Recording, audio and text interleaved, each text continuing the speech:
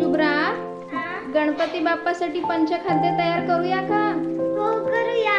पण पंचखाद्य म्हणजे काय माहितीये का तुला? हो माहितीये. सांग बघू. ख पासून सुरू होणाऱ्या 5 पौष्टिक पदार्थांचं मिश्रण म्हणजे पंचखाद्य. वा, आता ते 5 पदार्थ कुठले ते दाखव सगळ्यांना. हा हो. चला तर पंचखाद्याची तयारी बघू. हो. खवा, खारीक, खडीसाखर, खसखस आणि खोबरं. आपण 2 प्रकारचे पंचखाद्य करणार आहेत. ज्यांच्याकडे खवा नसेल ते तर खारीक, खडीसाखर, खजूर, खसखस आणि खोबरं. चला तर सुरू करूया. सगळ्यात आधी आपण खवा परतून घेऊया, कारण पंचखाद्य आपल्याला 10 दिवस नैवेद्याला ठेवायचंय. ते खराब होऊ नये, खव्यातला कच्चेपणा कमी व्हावा म्हणून आपण खवा परतून घेतोय. बारीक गॅसवर आपल्याला खवा छान परतून घ्यायचा आहे.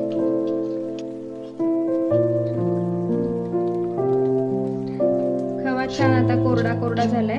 याला थंड व्हायला ह्याच्यातच आपण पसरून ठेवू आणि खसखस भाजून घेऊ.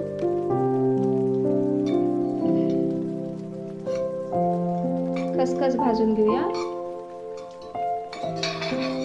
खसखस फार लवकर भाजावी लागती, आता करपून आपलं पंचखाद्य कडू होईल. ती काय युक्ती करायची आपण, तर पॅन आधीच तापवून घ्यायचं चांगलं कडक, गॅस बंद करायचा आणि मग त्याच्यामध्ये खसखस आपण हलवत राहिलं की ती करपत नाही.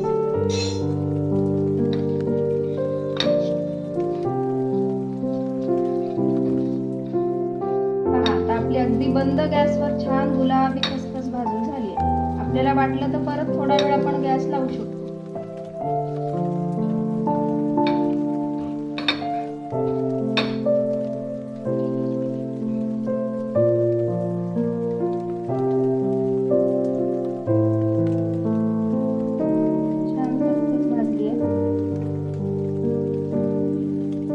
खसखस आपण थंड करायला ठेवू आणि याच कढईमध्ये आपण खोबरं भाजून घेऊ.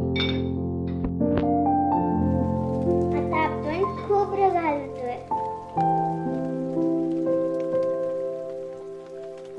खोबरं सुद्धा आपण छान खिसून घेतलंय आणि खराब होऊ नये म्हणून कडक उन्हामध्ये 3-4 तास त्याला आपण ओढणी झाकून वाळवलंय.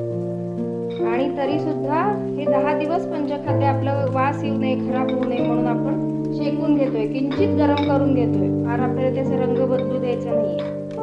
भाजलंय आपण, अगदीच हलकं भाजलंय. थोडासा रंग पलटायला सुरू झाला की गॅस बंद करा. खोबरं थंड करायसाठी आपण प्लेटमध्ये काढून घेऊया आणि तोपर्यंत खारीक दळून घेऊ. खारीक सुद्धा आपण फोडून बी वेगळी करून उन्हामध्ये 4 तास कडक वाळवून घेतली. छान त्याची पूड होण्यासाठी थोडंसं गाईचं तूप मिसळलं की पूड होते, मिक्सरला नुकसान होत नाही. आता आपण ना खारीक भाजून घेऊया.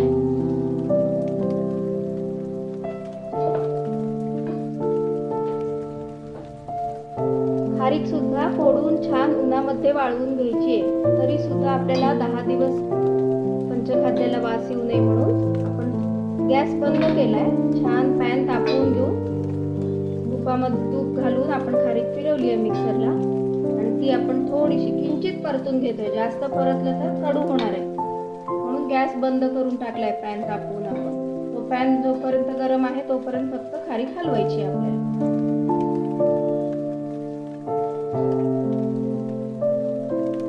वा, छान भाजली आहे खारीक. आता काढून घेऊ. खारीक थंड होतीये तोपर्यंत आपण खडीसाखर आणि खवा दळून घेऊ. खवा भाजून थंड झाला की असा अगदी हाताने मोकळा होण्यासारखा होतो. हा खवा आणि खडीसाखर आपण आता दळून घेऊया.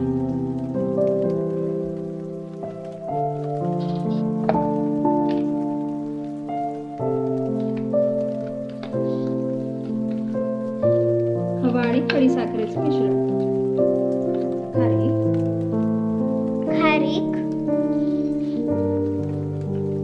आणि खवा आणि खसखस.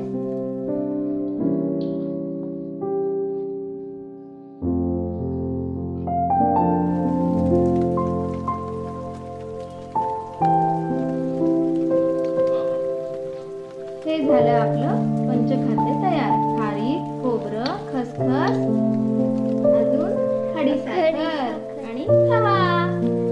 आता ह्यात आपल्याला आवडीसाठी म्हणून आपण काजू, बदाम, किसमिस, अंजीर, जर्दाळू हे सगळं घालूया बरं का.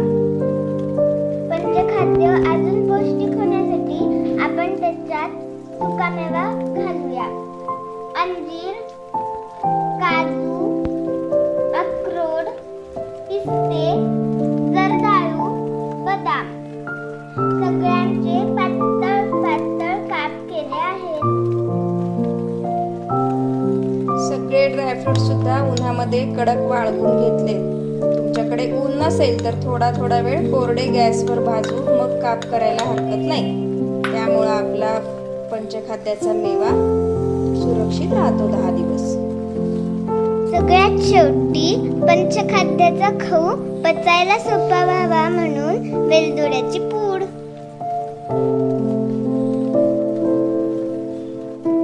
खवा घालून पंचखाद्य झाला. आता दुसरा प्रकार खजूर घालून पंचखाद्य करून बघूया. तूप घालून खारीक फिरवून घेऊ. आता खारीक झाली फिरवून खसखस भाजून घेऊ. खसखस करपू नये म्हणून कढई तापवून गॅस बंद केलाय बरं का.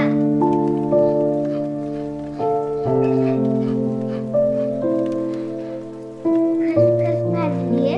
आता खोबरं शेकून घेऊ. अगदी हलका रंग हलवेपर्यंत शेकूया. आता खजूर.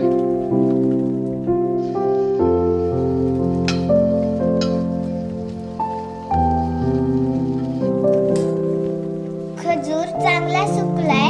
आता खडीसाखर सोबत दळून घेऊ. खजूर मध्ये खडीसाखर घालून मिक्सर मध्ये फिरवूया. खजूर आणि खडीसाखर मिसळली आहे. यात थोडीशी खारकीची पूड घालून सुक्क करू.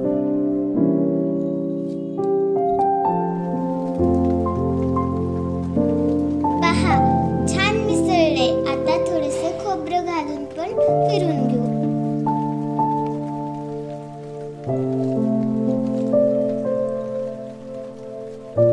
वाह, खसखस मिसळली की झालं पंचखाद्य तयार. खसखस घालून हलवून घेऊ.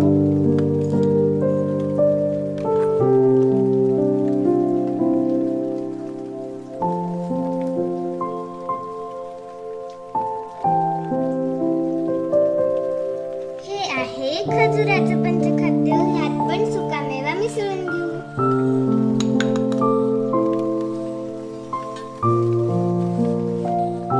खजुराचं पंचखाद्य पण पचायला सोपं व्हावं म्हणून ह्यात पण वेलदोड्याची पूड घालून घेऊ.